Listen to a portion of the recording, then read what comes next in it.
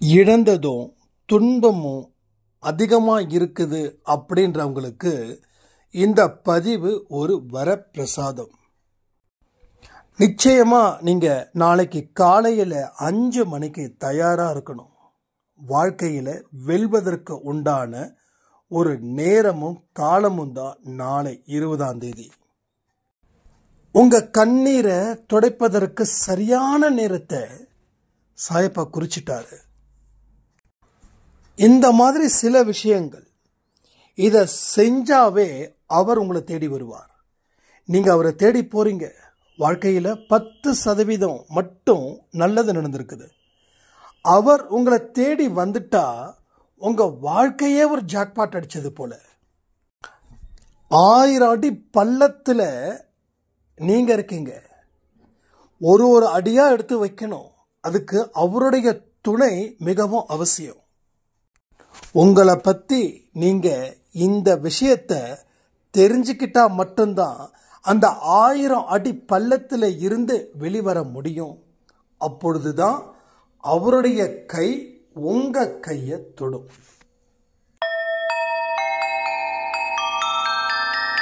ஓம் சாயிரா சாயிரா, ஓம் சாயிரா சாயிரா, ஓம் சாயிரா சாயிரா, அன்பே சாயிரா, பேரன்பே சாயிரா, அகிலம் தளிக்க ஆத்மா விழிக்க அனுதினம் சாயிரா, எங்கள் அன்பே சாயிரா.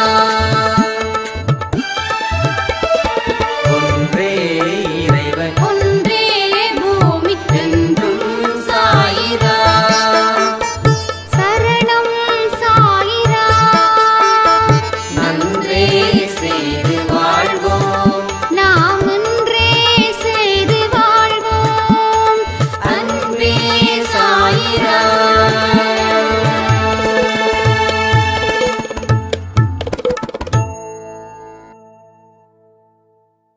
சாயிரா.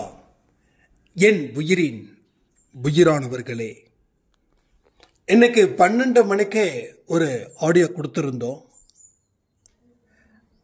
அதை தயவு செய்து அன்பே சாய் குடும்பத்தில் இருக்கிற அத்தனை பேரும் கேளுங்க. இதில் என்ன இருக்குது அப்படின்றதையும் சுருக்கமாக சொல்லிட்டு நான் முக்கியமான விஷயத்துக்கு போகிறேன்.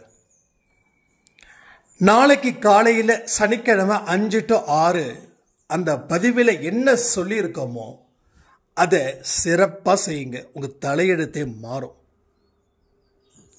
எந்த ஒரு விஷயமும் ப்ரீ பிளான் பண்ணி நம்ம யோசிக்கல.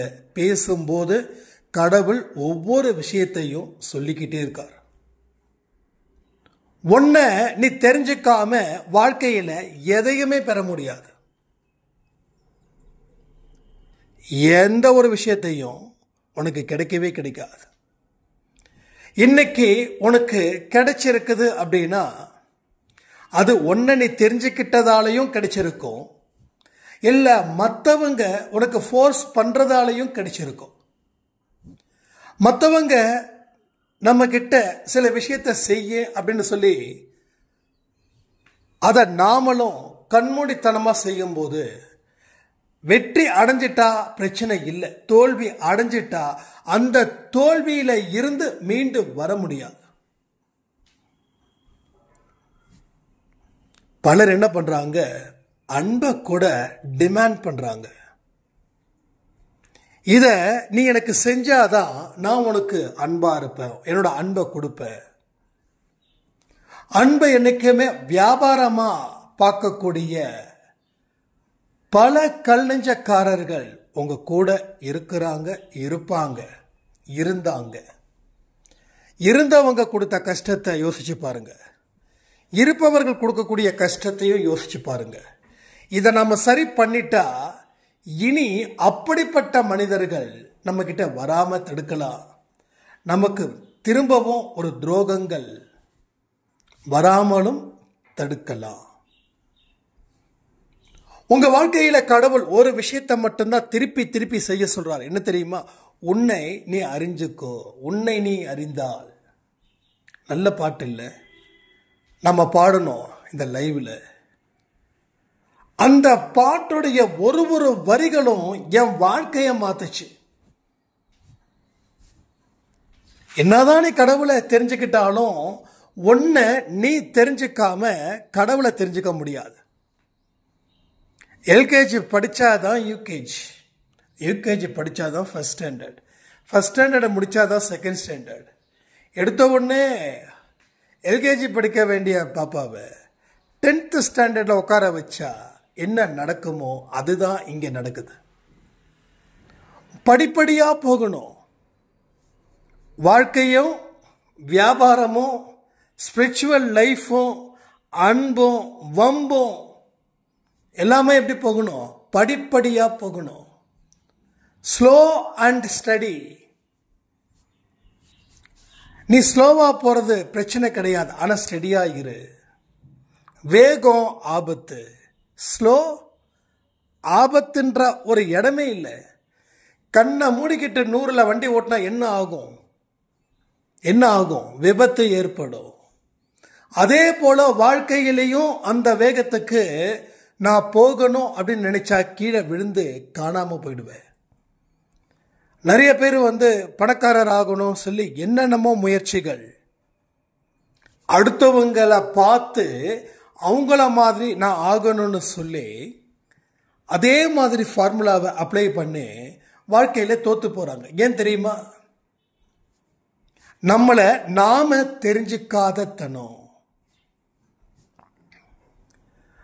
நம்மளை நம்ம தெரிஞ்சுக்க இப்ப வரைக்கும் முயற்சி பண்ணல. இதான் உண்மை. அதெல்லாம் தான் நாளைக்கு காலையில் 5 மணிக்கு நீங்க யாரு அப்படின்றத நீங்களே தெரிஞ்சுக்க போறீங்க. அதற்கு உண்டான அத்தனையும் கடவுளுடைய அனுக்கிரகத்தால நடக்கும். அப்போ நாளைக்கு காலையில உங்க வாழ்க்கையை மாற்றுவதற்கு உண்டான மந்திரம் தான் அந்த 5 to 6. இதை எத்தனை பேர் கலந்துக்கிறீங்கன்னு தெரியல. ஆனா கலந்துக்கிட்ட அத்தனை பேரும் பாஸ் மார்க்கு. இல்லைன்னு ஞாயிற்றுக்கிழமை செய்யலாமா? நான் லேட்டாக தான் ஆடியோவை பார்த்தேன்னா அதுக்கு நம்ம பொறுப்பாக முடியாது. சில தாமதங்கள் வாழ்க்கையே நாசம் பண்ணும். சில தாமதங்கள். எத்தனையோ பேர் நல்ல போஸ்டிங்க்கு அந்த முக்கியமான நேரத்தை தவற விட்டு அந்த வேலையை இழந்து நிம்மதி இழந்து கிடைச்ச வேலையை செஞ்சுக்கிட்டு இருக்கக்கூடியவங்களையும் நான் காதால கேட்டுட்டு தான் இருக்கேன். ஒரு 5 நிமிஷம் லேட்டா போனதால வாழ்க்கையை மாறுச்சு. விட்ட இடத்த பிடிக்கணும்னு வேகமா போனதால வாழ்க்கையை மாறுச்சு. அப்போ நீங்க விழிப்புணர்வு இல்லாத நிலையில இருக்கும்போது என்ன நடக்கும்? நம்ம வீடு பொண்ணும் பொருளும் குவிஞ்சு இருக்குது. திருடன் வருவான் அப்படின்னு யாரோ சொல்றாங்க. அப்ப திருடன் வரும்போது நீங்க என்ன பண்ணுவீங்க? அந்த பொண்ணுக்கும் பொருளுக்கும் என்ன செய்வீங்க? பாதுகாப்பு கொடுப்பீங்க. உங்க கூட ஒரு 10-20 பேரை வச்சுப்பீங்க. ஏன்னா அந்த இரவு திருடன் திருடுவான் அப்படின்னு சவால் விட்டு இருக்கா.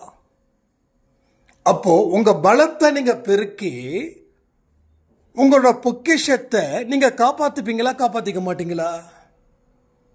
அதே போல ஒரு பதிவும் சொன்ன டைம்ல நீங்க கூட்டு பிரார்த்தனை மூலமாகவோ இல்ல எல்லாமே ஒரே நேரத்தில் சேருவதாலேயோ கிடைக்கக்கூடிய பலனை அந்த நேரத்தில் தானே கிடைக்கும். நான் ஆடியோவை கேட்கல, ஆடியோவை பார்க்கல, நான் மறுபடியும் பயிற்சி எடுக்கலாமா அப்படின்னா எடுங்க.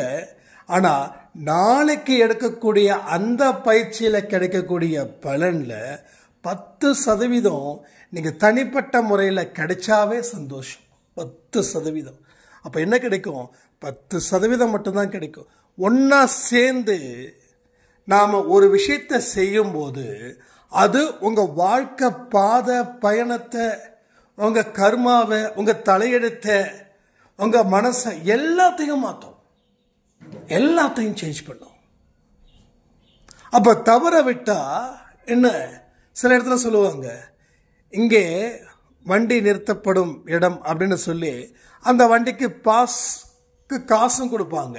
ஆனால் வண்டி திருடி போயிடுச்சுன்னா நிர்வாகம் பொறுப்பு இல்லை அப்படின்னு நான் நிறைய பேர்ட்ட சண்டையே போட்டிருக்கேன். அப்போ எதுக்கு நீ பாஸ் வாங்குற? இப்போ எதுக்கு 30 ரூபா நீ சார்ஜ் பண்ணுற? நிர்வாகம் பொறுப்பு இல்லைன்னா காசை வாங்கி போகிறதுக்கு மட்டும்தான் நிர்வாகமா?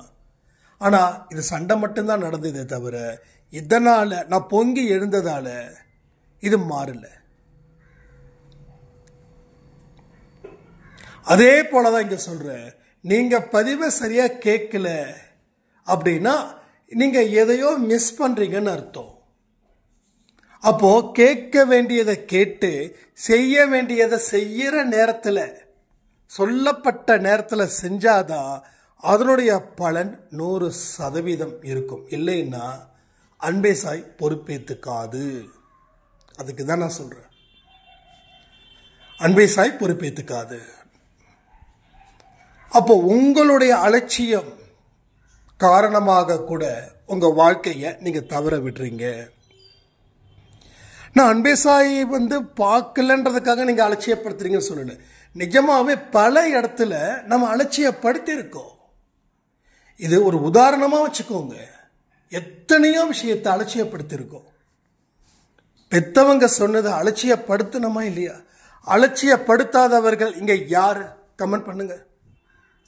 அலட்சியப்படுத்தி வாழ்க்கையில் துன்பத்தை சந்திச்சவங்க எத்தனை பேர்? கமெண்ட் பண்ணுங்க. முதல் ஆளா நான் நிற்கிறேன். என்னுடைய பெற்றோர்கள் சொன்னதை நான் அலட்சியப்படுத்ததால நான் பல துன்பத்துக்கு ஆளான தெரு தெருவா திரியக்கூடிய நிலை எனக்கு வந்துச்சு. எனக்கு பெற்றோர்களே கண் கண்ட தெய்வம். அவ்வளோ பெரிய அனுபவம் எனக்கு கிடைச்சிருக்குது. அதே போல இங்கேயும் பல பேருக்கு அந்த அனுபவம் கிடைச்சிருக்கும். அப்ப இனி செஞ்ச தப்ப மறுபடியும் செஞ்சா நம்ம மனுஷனா வாழ்வதற்கு லாக்கியே இல்லை.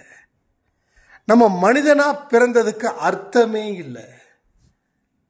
திரும்ப திரும்ப ரிப்பீட்டடான ஒரு தப்பை செஞ்சுக்கிட்டே இருந்தா நமக்கு சூடு சொரணை. எதிரிகள் கேட்டாங்களே, அது எல்லாம் உண்மை. சூடு இல்லை சொரணை இல்லைன்னாங்களே, எஸ் இல்லை. அப்படி இல்லாம இருக்கிறதால தான் எதிரிகள் ஜாஸ்தி ஆகுறாங்க. அப்படி இருந்தா எல்லாரும் நமக்கு நண்பனா இருப்பான். எப்பயும் சொல்ற, நமக்கு எதிரிகள் தான் வாழ வைக்கிற தெய்வம். அவங்க சொன்ன ஒரு வார்த்தையையும் வேத வாக்கா நினைச்சு பயணிக்கிறவங்க வாழ்க்கையில ஜெயிக்கிறாங்க. அந்த எதிரிகள் உங்கள் முன் வருவதற்கோ உங்களை பார்ப்பதற்கோ வெட்கப்படுவார்கள். நான் ஒன்று சொல்லவா, எத்தனையோ எதிரிகள் என் வாழ்க்கையில இருந்து என்னை கேவலப்படுத்தினாங்க. இப்போ நான் என்னோட ஊருக்கு நான் போறேன். அப்போ யார் யாரெல்லாம் எந்தெந்த இடத்துல என்னை அவமானப்படுத்தினாங்களோ இப்போ யாருமே அந்த இடத்துல இல்லை. இது சாயப்பா மேல சத்தியம் பண்ணி நான் சொல்றேன், யாருமே இல்லை. அந்த அடையாளமே இல்லை. ஆனா நமக்கு எவ்வளவு பெரிய ஒரு ஐடென்டிஃபிகேஷனை இந்த உலகத்துக்கு கொடுத்திருக்காருன்றத நான் சாட்சியா நிக்கிறேங்க. எத்தனையோ பேர் இதுல காணாம போயிட்டாங்க. இந்த பில்லா 2 படத்துல மை நேம் இஸ் பில்லான்னு ஒரு சாங் வரும். அது ஒரு சாய்ராம் எனக்கு எடிட் பண்ணி இதை நீங்க வைங்க அப்படின்னாங்க. வந்தார்கள் போனார்கள் நேற்று, ஆனாலும் சுவடில்லை இன்று. எத்தனையோ பேர் வந்தாங்க போனாங்க, ஆனா இன்னைக்கு அடையாளம் தெரியாதவர்களா இருக்கிறாங்க. நாம அடையாளம் தெரிந்தவர்களா இருந்தோம். ஏன் அப்படின்னா எதிரிகள் நமக்கு கொல தெய்வமா கொல சாமியா இருந்து அவங்க சொன்ன வார்த்தைகள் நம்ம மனசுல போய் சுட்டுச்சு. சுட்டதால நம்ம எழுந்திருச்சு நின்னோம். அவங்க அவமானப்படுத்திட்டாங்கன்னு சொல்லி கூனி குறுகி அழுவுல, ஆர்ப்பாட்டம் பண்ணல. துன்பம்தான் என் வாழ்க்கை, விதிதான் அப்படின்னு ஒரு கேவலமான மட்டமான ஒரு வார்த்தைகளை நம்ம சொல்லவே இல்லை. அவன் சொன்னது சரி, அவன் சொல்ற அளவுக்கு நம்ம வாழ்ந்துட்டோம். இனி யாரும் எதுவும் சொல்ல முடியாத அளவுக்கு நாம வாழணும் அப்படின்னு நினைக்கும் போது நான் கோயிலுக்கு போகல, எனக்குள்ள கேள்விகள் கேட்டேன். அது எல்லாம் கேட்டதுக்கு அப்புறம்தான் பொறுமையா நிதானமா இருக்கும்போது தான் சாயப்பா என் மனசுக்குள்ள ஹீரோ ரோல் பண்ணி வராரு. அப்போ கூட என் கூட இருக்கிறவங்க, என்னுடைய நண்பர்கள், உறவுகள் எல்லாம் என்ன சொன்னாங்கன்னா, நீ இப்படிதான் ஒரு சாமியா கும்பிடுவ, மறுபடியும் அந்த சாமி பலன் கொடுக்கலன்னா வேற சாமி போட்டோவை நீ மாத்துவ. இப்ப நீ பாபா பாபான்னு சொல்றியே, இது இன்னும் எத்தனை நாளைக்கு வரப்போறாருன்னு எனக்கு தெரியும். மீறி போனா ஒரு 6 மாசத்துக்கு வருவாரு, அதுக்கப்புறம் இன்னொருத்தர் சாமியை வந்து கும்பிடுவ அப்படின்னு அவ்வளோ நக்கல் நையாண்டி எல்லாமே பேசுனாங்க. ஆனா ஒரு இடத்துல கூட நம்ம முகம் சொலிக்கல. ஏன்னா அப்பவே கடவுள் சொல்லக்கூடிய, அதாவது நம்ம சாயப்பா சொல்லக்கூடிய விஷயத்தை தெரிஞ்சுக்கிட்டோம். யாரு என்ன சொன்னாலும் ஒரு சின்ன புன்னகையோட நீ கடந்து போயிடு. யார் என்ன சொன்னாலும் உங்களை வந்து உங்களுக்கு தகுதிக்கு கீழே இருக்கிறவங்கன்னு நீங்க சிலரை நினைப்பீங்கல்ல, அவங்க உங்களை அசிங்கப்படுத்தும் போது உங்க மனசு துடிக்கும்ல. நமக்கு மேல இருக்கிறவ இல்ல நமக்கு வயசுக்கு மேல இருக்கிறவ பிரச்சனை கிடையாது. நமக்கு வயசுக்கு கீழே இருக்கிறவ, ஒரு குழந்தை ரூபத்தில் இருக்கக்கூடியவங்க கூட உன்னால எங்க அம்மாவுக்கும் அப்பாவுக்கும் பிரச்சனை அப்படின்னு சொல்லும்போது நம்ம மனசு எவ்வளவு வேதனைப்படும். இதெல்லாம் லைஃப்ல நடந்ததை தான் நான் சொல்லிட்டு இருக்கேன். அந்த வேதனை இப்ப வரைக்கும் இருக்குது. இப்படிப்பட்ட ஒரு வாழ்க்கையா வாழ்ந்திருக்கோமே அப்படின்னு. ஆனா இன்னைக்கு வாழ்க்கை தலைகீழா போயிடுச்சு. அப்ப கடவுள் சொன்ன வார்த்தை என்ன தெரியுமா? யாரு என்ன சொன்னாலும் உன் வயசுக்கு மேலேயோ இல்ல உன் வயசுக்கு கீழேயோ, உன் தகுதிக்கு மேலேயோ இல்ல உன் தகுதிக்கு கீழேயோ, யாரு என்ன சொன்னாலும் நீ ஒரு சின்ன புன்னகை, அந்த புன்னகை செஞ்சுட்டு கடந்துடு. அந்த வார்த்தையை தான், அந்த மாதிரி தான் என்னுடைய மனநிலையை அந்த வருஷத்துல நான் வச்சேன்.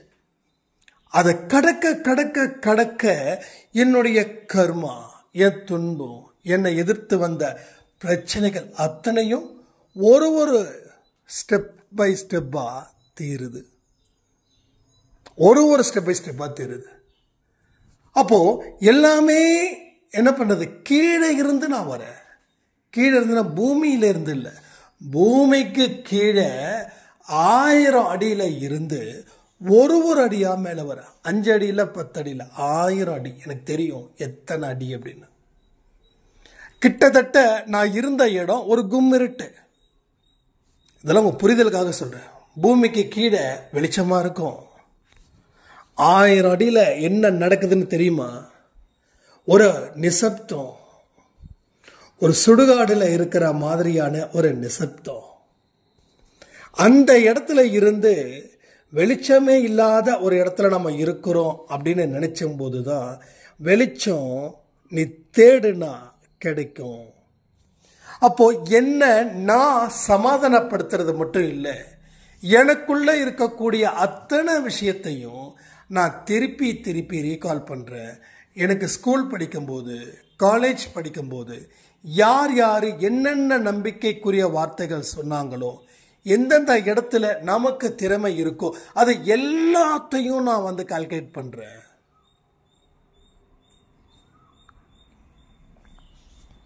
அந்த கால்குலேட் பண்ணி ஒவ்வொரு ஸ்டெப்பா நான் ஏறுறேன்.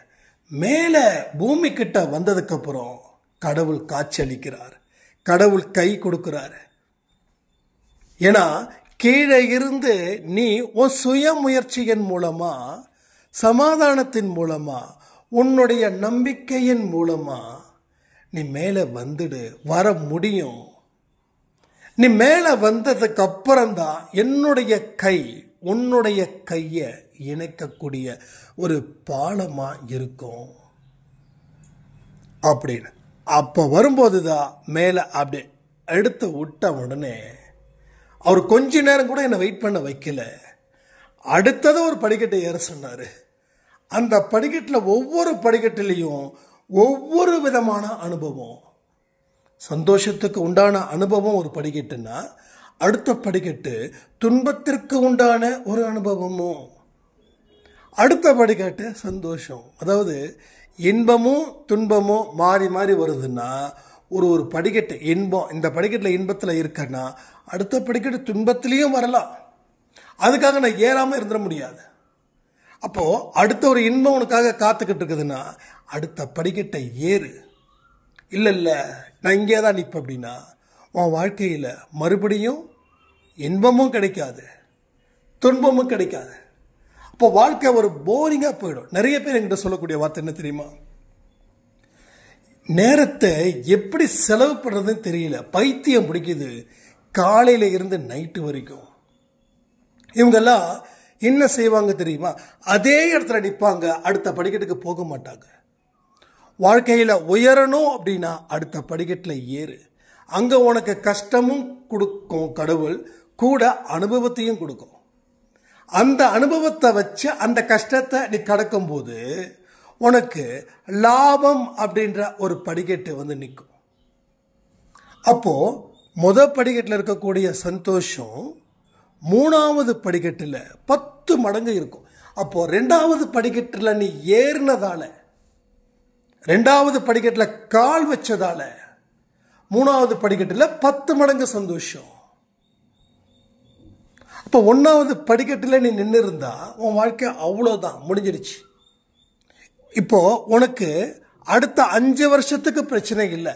அடுத்த 5 வருஷத்தை தாண்டினதுக்கப்புறம் உன் கூட இருக்கிறவங்கெல்லாம் எங்கேயோ இருப்பாங்க, உன்னை என்னைக்காவது பார்க்க வருவாங்க. அப்போ வார்த்தைகளாலே அவர்கள் கொள்ளுவார்கள். நீ இன்னும் அப்படியே தான் இருக்கியான்னுவாங்க. அந்த ஒரு வார்த்தை போதும் நாம் தற்கொலை பண்ணிக்க. அப்போதான் நமக்கு தெரியும் எத்தனை விஷயத்தை விட்டுட்டு இங்கேயே உட்கார்ந்துருக்கிறோம், நம்ம அறிவை புதைச்சிட்டோம் அப்படின்னு அன்னைக்கு தோணும். அப்போது அவங்களாம் ரெண்டாவது படிக்கட்டு ஏறினா தானே மூணாவது படிக்கட்டில் கிடைச்ச வெற்றி. ஆனால் நீங்கள் முதல் படிக்கட்டோட நிற்கிறீங்க. இதெல்லாம் கடவுள் எனக்கு சொல்லி கொடுக்குறாரு. அடுத்தது போ, அடுத்தது போ. ஒன்றும் இல்லை, விஷ்ணு வந்து ஈரோடு போயிருக்காரு. ஈரோடில் வந்து எப்பயுமே நம்ம சாயப்பாக்குன்னு சொல்லி ஒரு தனி ரூம் வச்சுருக்கோம். நமது ஓன் ஹவுஸ் தான், தனி ரூம் அங்கே இருக்கும். அந்த இடத்துல இவர் உட்காந்து தியானம் பண்ணும்போது ஏகப்பட்ட மிராக்கள், எக்கச்சக்கமான மிராக்கள். அவர் ஃபோனில் சொல்லும்போது என் உடம்பெல்லாம் மேய்ச்சல் இருக்குது. குறை இல்லாத இடத்துல தான் போராட்டங்கள் ஜாஸ்தி இருக்கும், குறை இல்லாத இடத்துல போராட்டம் ஜாஸ்தி இருக்கும். இது ஒரு புதுசான ஒரு வார்த்தையாக இருக்குது. இந்த வார்த்தையோட அர்த்தத்தை கண்டிப்பாக ஒரு தியானம் முடிச்சுட்டு நான் உங்களுக்கு சொல்கிறேன். குறை இல்லை இருக்கிற இடத்துல தானே போராட்டம் இருக்கும். உங்களுக்கு வருமானம் கம்மியாக இருக்குதுன்னா என்ன பண்ணுவீங்க? வருமானத்தை அதிகரிப்பதற்கு போராடுவீங்களா இல்லையா? அப்போ குறை இல்லாத இடத்தில் போராட்டம் இருக்குன்னு சாயப்பா ஒரு வார்த்தையை அந்த தியானத்தில் சொல்லிட்டு போயிருக்காருன்னா அந்த அர்த்தத்துக்கு உண்டானது இப்போ வரைக்கும் எனக்கு தெரியல. ஆனால் இதை தியானத்தின் மூலமாக நான் நிச்சயமாக அடுத்த பதிவில் உங்களுக்கு நான் சொல்கிறேன். எப்படிப்பட்ட வார்த்தைகள் எல்லாம் வருதுன்றதை பாருங்களேன். இது புதிய வார்த்தையாக இருக்குது, இதுவரைக்கும் கேள்விப்படாத வார்த்தையாக இருக்குது. அதை வந்து விஷ்ணு சாய்கிட்ட ஒரு வார்த்தை, ஒரு சத்தம், அந்த சத்தத்தை அவருக்கு கடவுள் கொடுத்துருக்காருன்னா அப்போ அந்த அர்த்தத்துக்கு எனக்கு மட்டும் அர்த்தம் தெரிஞ்சால் பத்தாது, உங்கள் எல்லாருக்கும் தெரியணும். அதாவது எனக்கு எந்த மெசேஜஸ் வந்தாலும் சரி அதை உடனுக்கு உடன் சொல்ல வேண்டிய ஒரே இடம் எனக்கு நம்ம குடும்பம் மட்டும்தான். அப்போ அதை சொல்லும்போது அதை நீங்கள் கேட்குறீங்க, நீங்கள் கேட்கும்போது அதை செயல்படுத்துறீங்க, செயல்படுத்தும் போது நம்ம சாயப்பாவுடைய இலக்கு டார்கெட் வந்து முடியுது. இப்போ அவருக்கு இத்தனை பேருக்கு வாழ்க்கை கொடுக்கணும் அப்படின்னு சொல்லி அவர் முடிவு பண்ணுறாருன்னா அப்போ அவருடைய எதிர்பார்ப்பை நாம் நிறைவேற்ற வேண்டிய பொறுப்பு யார்கிட்ட இருக்குது? நம்ம எல்லாருக்கிட்டையும் இருக்குது தானே. அப்போ அந்த பொறுப்பை நாம உதாசீனப்படுத்தக்கூடாது. என்னுடைய அப்பா எங்கேயுமே தோற்கக்கூடாது. என் லைஃப்ல சாயப்பா வந்ததுக்கு அப்புறம் ஒரே ஒரு விஷயத்தை மட்டும் இப்போ வரைக்கும் நான் ஃபாலோ பண்ணிட்டு இருக்கேன். இந்த செகண்ட், சொல்லக்கூடிய செகண்ட் வரைக்கும் சாயப்பா என்னைக்கும் தோக்கக்கூடாது. அப்பனா என்ன அர்த்தம்? என்ன அர்த்தம்? நான் என்னைக்கும் தோக்கக்கூடாதுன்னு அர்த்தம். எனக்குள்ள இருந்து அவர் ஒரு வியூகத்தை கொடுக்கிறார், அதை நான் செய்யணும். இப்போ என்ன அந்த வருஷத்துல கிண்டல் பண்ணாங்க இல்லையா, அத்தனை பேரும் என்ன பண்ணாங்க தெரியுமா? சாயப்பாவை முழு முதற் கடவுளா ஏத்துக்கிட்டாங்க. முழு முதற் கடவுள். ஏன்னா இவன் 1000 அடி பூமிக்கு அடியில இருந்து வெளியில வந்து எழுந்து நின்று ஒரு வெளிச்சம் நிறைந்த பகுதியில் தெரிஞ்சவங்க தெரியாதவங்க அத்தனை பேருக்கும் தெரிஞ்சவனா அன்பானவனா இருக்கிறான். அப்போ நாம 1000 அடி உழவே இல்லை, நம்ம பூமியில தான் இருக்கோம்.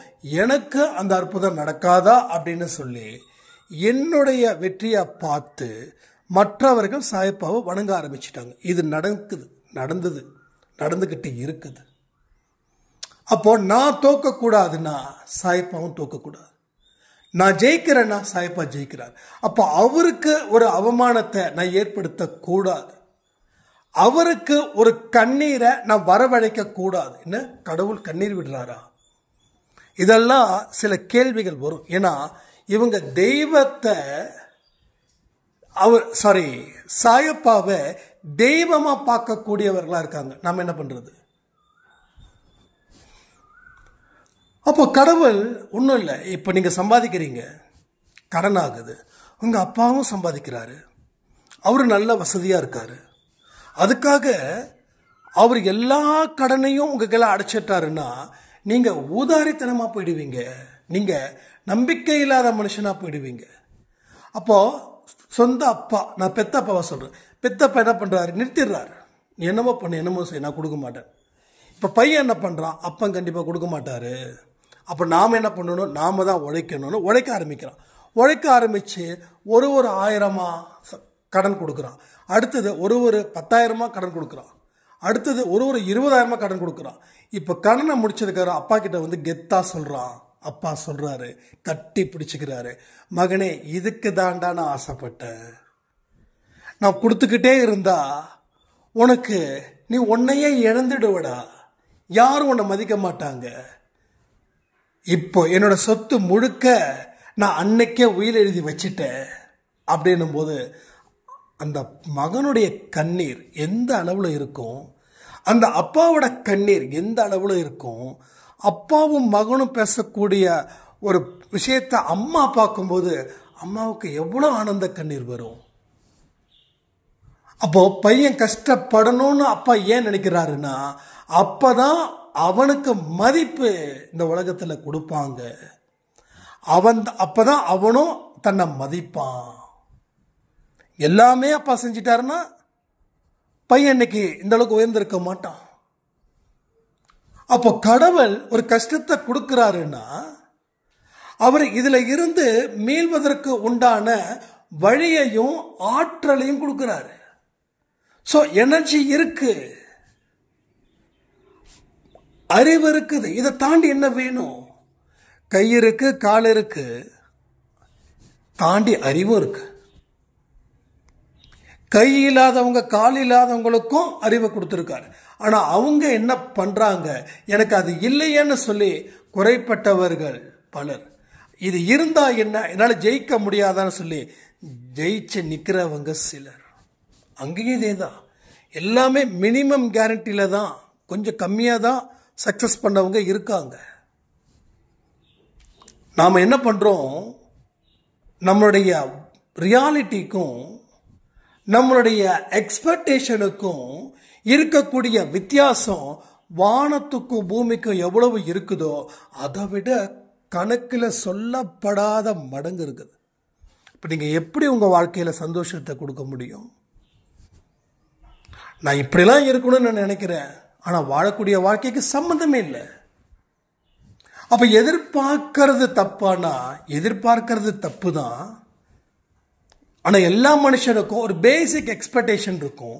அதை நீங்க ஃபுல்ஃபில் பண்ணீங்கன்னா அடுத்த இடத்துக்கு போகலாம். ஆனா பேசிக்கா வாழ்வதற்கு நமக்கு இங்க பல சிரமங்கள் படுறோம்னா அதுக்கு காரணம் நாம மட்டும்தான். கரெக்டான முறையில் ஒரு படிக்கட்டா நம்ம ஏறல, அதே இடத்துல நிக்கிறோம், அண்ணாந்து பார்க்கிறோம். நமக்கு கீழே இருக்கிறவன் எவ்வளோ கஷ்டப்படுறானோ அவனுக்கு நாம பரவாயில்லன்னு நினைக்கிறோம். ஆனா இது நல்ல டெக்னிக்ஸ் தான்.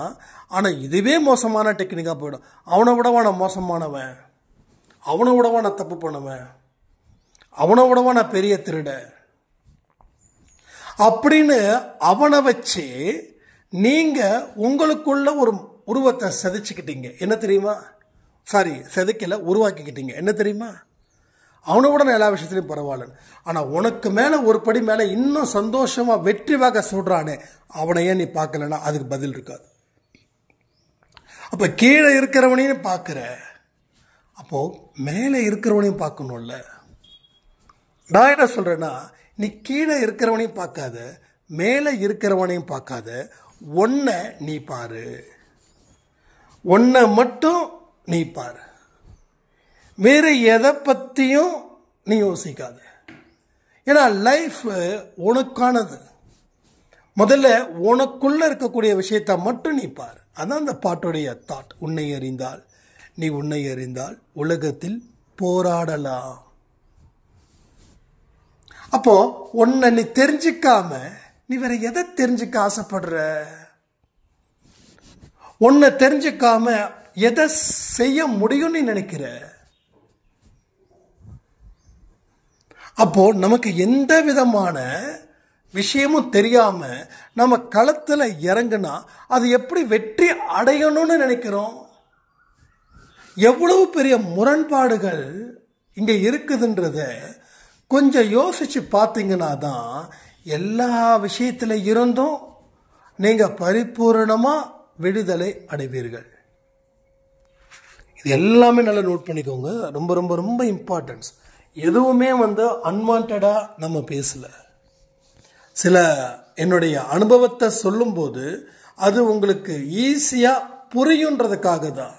இல்லைன்னா என்னோட அனுபவத்தை ஒதுக்கிட்டு நான் கூட சொல்லுவேன். எனக்கு 15 நிமிஷத்துல கூட முடிஞ்சிடும். ஏன் இவ்வளோ தூரம் தொண்டை கத்தி நம்ம பேசுறோம் அப்படின்னா, கடவுள் கொடுக்கக்கூடிய பொறுப்பை நாம திருப்திகரமா செய்யணும். அதுல எனக்கு ஒரு திருப்தி. இதுல எந்த விதமான கெயின் எக்ஸ்பெக்ட் பண்ணியும் நம்ம பண்றது இல்லை. கெயின் எக்ஸ்பெக்ட் பண்றது ஒரே ஒன்று, நம்ம பிஸ்னஸ். லாபம் இல்லாம நான் தொழில் பண்ண மாட்டேன். அதுக்காக அடாவடி லாபத்தையும் வைக்க மாட்டேன். அதுக்காக எல்லார்கிட்டையும் லாபத்தோட தான் அப்படின்னும் கிடையாது. சில ஏழைங்களுக்கு அவங்களால முடியல அப்படின்னும் போது என்னால் முடிஞ்ச அளவுக்கு பிஸ்னஸ் சைடில் சொல்கிறேன், அவங்களுக்கு நான் சப்போர்ட் பண்ணுறேன். சப்போர்ட் பண்ணாமலாம் இல்லை. ஸோ தொழில் தர்மத்தையும் மதிக்கணும்.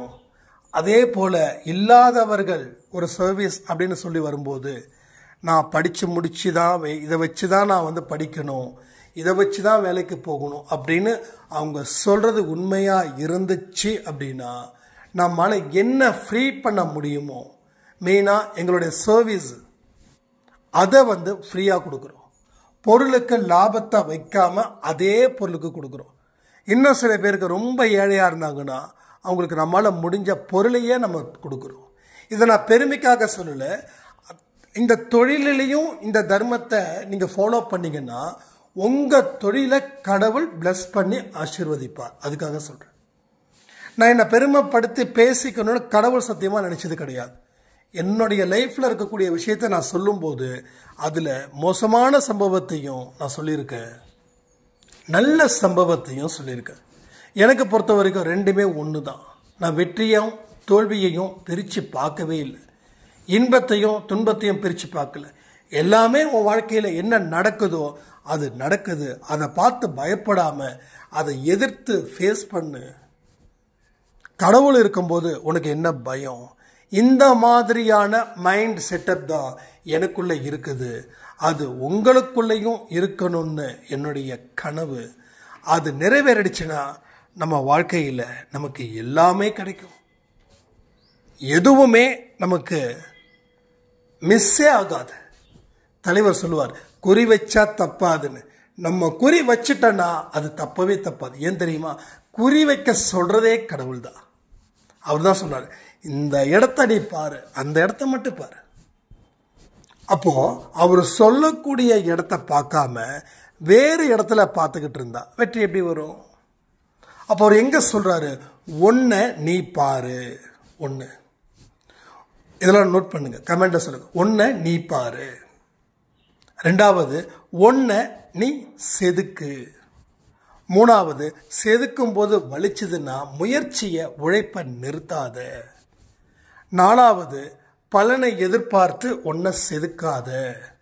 அஞ்சாவது, நீ செதுக்குனாதான் உனக்கு மதிப்புன்றத நான் சொல்லி வச்சிருக்கேன், அது எந்த காரணத்தை கொண்டும் மறக்கவே மறக்காத. அடுத்தது, எவ்வளவு பெரிய உயரத்தில் இருந்தாலும் யாரையும் மோசமா ட்ரீட் பண்ணாத. ஒரு நிமிடமும் ஒரு கணமும் செதுக்கிக்கிட்டே இரு. இதெல்லாம் நம்ம மைண்டுக்குள்ள கொண்டு வந்துட்டா உங்களை யாராலையும் வீழ்த்த முடியாதுன்னு சொல்லி இந்த பதிவை நான் முடிக்கிறேன். ஜெய் சாய்ராம்.